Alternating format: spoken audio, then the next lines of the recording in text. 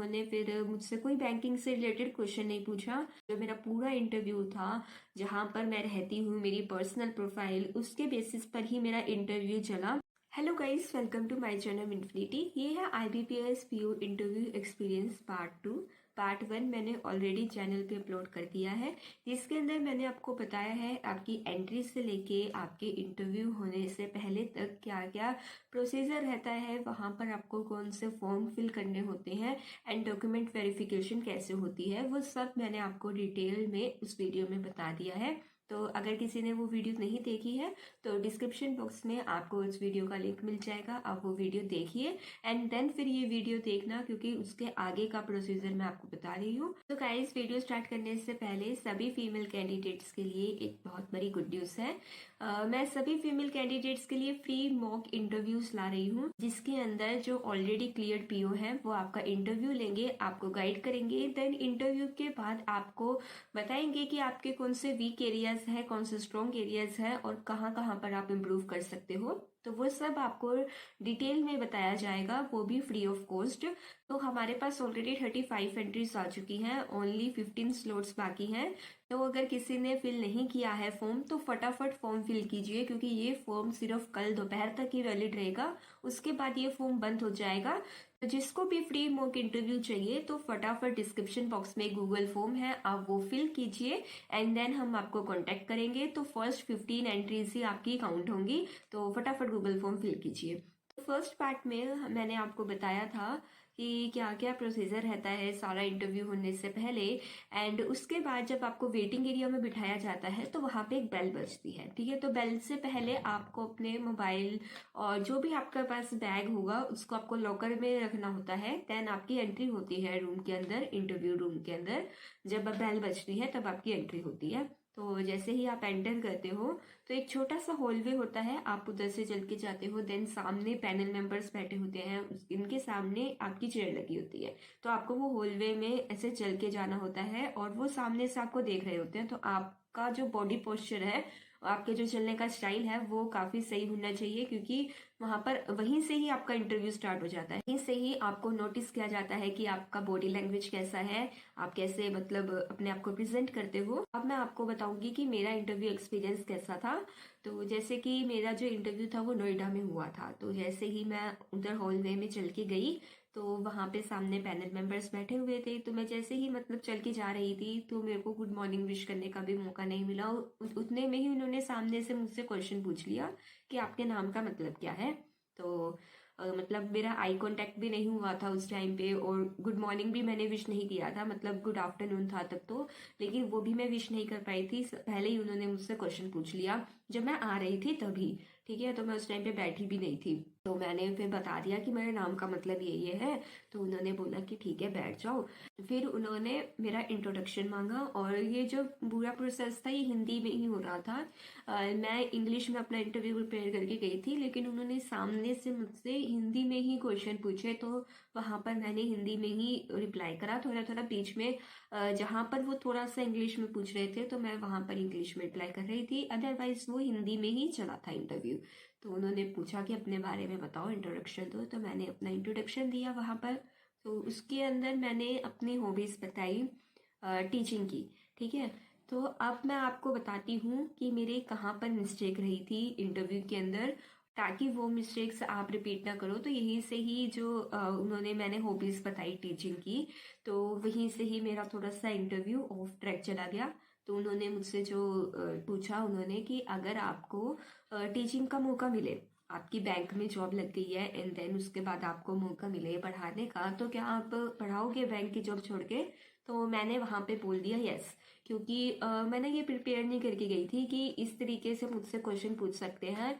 कि ना जितने भी मैंने इंटरव्यू देखे सभी के, मतलब यूट्यूब पे भी, कोरा पे भी, तो मोस्टली ना इंटरव्यू चला था बैंकिंग के अराउंड, की मतलब बैंक के बारे में कुछ पूछ लिया, मदर फादर के प्रोफेशन के बारे में कुछ पूछ लिया, ठीक है, तुम्हारा जहाँ पे रहते हो, जहाँ तुम्हारा होम स्टेट है उसके बारे में कुछ पूछ लिया। तो इस तरीके से चला था इंटरव्यू। हॉबीज के बारे में भी पूछते हैं, लेकिन मुझे लगा कि थोड़ा टेक्निकलिटी के बारे में वहां पे पूछा जा सकता है, लेकिन वैसा नहीं हुआ। तो उन्होंने मुझसे ये वाला क्वेश्चन पूछा जो मैंने एकदम से मेरे दिमाग में जो आया कि हाँ मैं वो टीचिंग की जॉब ले सकती हूँ वहाँ पर। तो वहाँ पर मैंने थोड़ा सा ब्लंडर किया। ऐसा नहीं बोलना चाहिए। अगर मान लो कि कई बार क्या होता है, तुमसे ये भी पूछ लेते हैं कि तुमने और एग्ज़ाम भी फिल करे होंगे, ठीक है, अभी तुम्हारी कम एज है और भी तुम एग्ज़ाम दोगे, तो अगर कोई और एग्ज़ाम भी तुम्हारा क्लियर होता है तो क्या तुम उसको ज्वाइन करोगे बैंक का छोड़ के? तो फिर तुम्हें वहाँ पर हाँ नहीं बोलना, ठीक है। तुम्हें ये नहीं बोलना कि हाँ मैं बैंक की जॉब छोड़ दूंगा या छोड़ दूंगी। तुम्हें बोलना है कि ठीक है, मेरा जो इंटरेस्ट है वो बैंकिंग सेक्टर में है ज़्यादा, तो मैं उसी में ही ग्रो करने की ट्राई करूंगा। तो इस तरीके से मुझसे ये क्वेश्चन पूछा। तो उन्होंने सामने से मुझे ऐसा तो कुछ नहीं बोला, लेकिन फिर भी मतलब उनके एक्सप्रेशन से लग रहा था कि मैंने गलत आंसर दिया है। उसके बाद जो फीमेल पैनल मेंबर थी उन्होंने पूछा आपको ऑनलाइन टीचिंग के बारे में भी पता होगा? मैंने कहा यस मैम। तो कहते आपको कंप्यूटर में भी एक्सेल के बारे में भी नॉलेज होगी? मैंने कहा यस मैम। तो उन्होंने मुझसे 2-3 शॉर्टकट पूछे जो बता दिए मैंने। उसके बाद उन्होंने पूछा कि स्क्रीन रिकॉर्डिंग कैसे होती है? तो मैंने बता दिया कि थर्ड पार्टी ऐप के थ्रू आप स्क्रीन रिकॉर्डिंग कर सकते हो। और फिर ये सब हुआ। उसके बाद जो एक बहुत फेमस सर हैं जो काफ़ी स्ट्रिक्ट इंटरव्यू लेते हैं, तो अनफॉर्चुनेटली मेरा उन्हीं के पास था। पैनल नंबर 1 था मेरा। तो उन्होंने मुझसे पूछा कि आप यहाँ पे कैसे आए हो? ऑटो में आए हो, बस में आए हो, मेट्रो में, कार में, किस में मतलब यहाँ पर आए हो? तो मतलब मेरा नोएडा में था इंटरव्यू, तो मुझे लग रहा था कि मैं मेट्रो नहीं बोलती क्योंकि मेट्रो के बारे में मुझे नॉलेज नहीं है। मैं ऑटो बोल देती हूँ क्योंकि मैं उसके रिसेंटली जितने भी करंट अफेयर थे वो मैं रीड करके गई थी। तो मैंने वहाँ पर ऑटो बोल दिया। और फिर उन्होंने मुझसे लेकिन मेट्रो के बारे में पूछ लिया। मेट्रो के बारे में मुझसे 1-2 क्वेश्चन पूछे थे। मुझे ज़्यादा आइडिया नहीं था। और उसके बाद उन्होंने मुझसे पूछा कि चलो ये बताओ कि दिल्ली में इलेक्ट्रिसिटी सप्लायर्स कितने हैं? तो मैंने एक का नाम पता था मुझे, जो मतलब वहाँ पर मैं बिल पे करती थी, तो उसका नाम मुझे पता था, तो मैंने उसका बता दिया। तो उन्होंने बोला ये तो एक हो गया, बाकी और भी बताओ। तो मुझे उसका आइडिया नहीं था। फिर उन्होंने मुझसे पूछा कि जो इलेक्ट्रिसिटी टैक्स होता है, टैरिफ होता है, उसको कौन रेगुलेट करता है? तो मैंने बोला कि जो इलेक्ट्रिसिटी है वो स्टेट लिस्ट के अंडर आता है, तो वो स्टेट गवर्नमेंट ही उसको रेगुलेट करती है। तो उन्होंने बोला कि वो ठीक है, लेकिन बॉडी कौन सी बॉडी रेगुलेट करती है उसको? तो मुझे वो आइडिया नहीं था, तो मैंने उसके बारे में नहीं बताया। एंड उन्होंने मुझसे 2-3 क्वेश्चन पूछे एमसीडी और एनडीएमसी से रिलेटेड। तो मुझे इतना आइडिया नहीं था क्योंकि मेरा जो होम स्टेट है वो हरियाणा का है। मैं दिल्ली में यहाँ पे स्टडी करती हूँ, तो इसलिए फिर मुझे इतना दिल्ली के बारे में नहीं पता था। मैं जो पढ़ के भी गई थी वो हरियाणा के बारे में पढ़ के गई थी कि मुझसे मेरे होम स्टेट के बारे में पूछ सकते हैं, मैं जहाँ रहती हूँ वहाँ के बारे में पूछ सकते हैं। दिल्ली में तो मेरे को मतलब ज़्यादा टाइम तो नहीं हुआ रहते हुए, तो दिल्ली के बारे में तो नहीं पूछना चाहिए उन्होंने। क्योंकि मेरे जो एप्लीकेशन फॉर्म भी था उधर भी मैंने कहीं पे भी दिल्ली का नाम नहीं लिया था। एंड मतलब ये सारे क्वेश्चन मुझसे उन सर ने पूछे जो बहुत फेमस सर हैं। और लास्ट में उन्होंने मुझे बस यही बोला कि आप दिल्ली में रहते हो, आपको दिल्ली के बारे में पता होना चाहिए इतना तो फिर उसके बाद मेरा इंटरव्यू ख़त्म हो गया।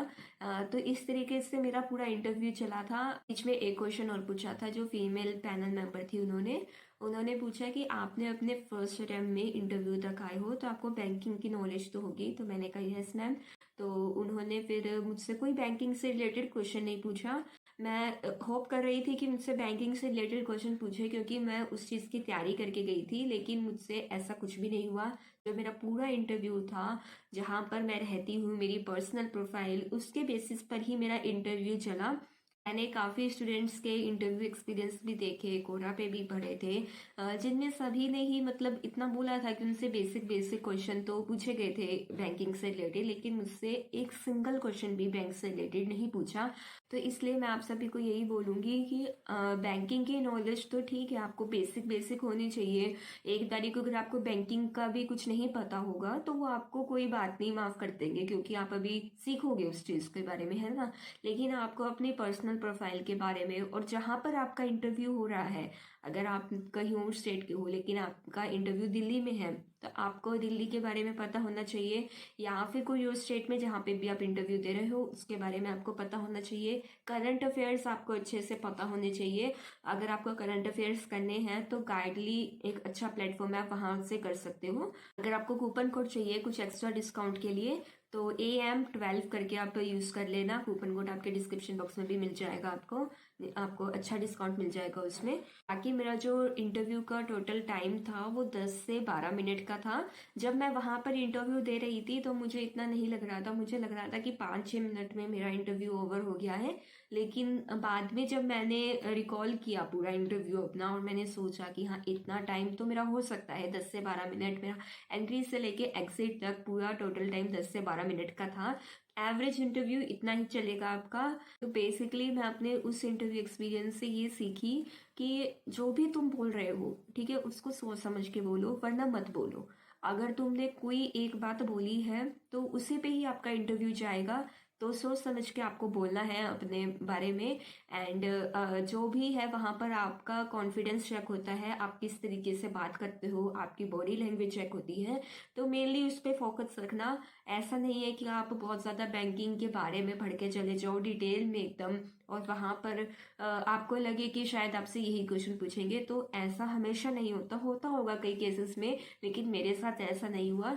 कॉन्फिडेंट रहना है वहाँ पर आपको, अपने बैठने का तरीका, आपको जो चल के आना होता है वो सब आपको अच्छे से करना है। उसके बेसिस पर ही आपको मार्क्स मिलते हैं। क्योंकि आपने मेरा भी इंटरव्यू देखा, मेरा इंटरव्यू एक्सपीरियंस देखा, तो उसके अंदर आपको भी पता है मैंने कितने क्वेश्चंस के आंसर दिए, कितनों के नहीं दिए, कहाँ पर मैं फंसी थी। लेकिन उसके बावजूद मेरे जो इंटरव्यू में मार्क्स थे वो काफ़ी अच्छे थे। मेरे को इतने एक्सपेक्ट नहीं थे कि इतने अच्छे मार्क्स आएंगे। हालांकि जो मेरे मेंस के स्कोर थे वो कम थे, जिसकी वजह से ओवरऑल मेरा क्लियर नहीं हो पाया था। सो गाइज, अगर आपके मन में कोई और डाउट्स हैं तो आप कमेंट सेक्शन में पूछ सकते हो, इंटरव्यू से रिलेटेड, कोई डॉक्यूमेंट से रिलेटेड। बाकी जिन भी फीमेल कैंडिडेट्स ने अभी तक फॉर्म फिल नहीं किया है तो फटाफट फिल कीजिए, क्योंकि अगले वीक से हमारे इंटरव्यू स्टार्ट हो जाएंगे, मॉक इंटरव्यूज़। तो फटाफट फॉर्म को फिल कीजिए एंड मेरे चैनल को सब्सक्राइब कीजिए। Thank you.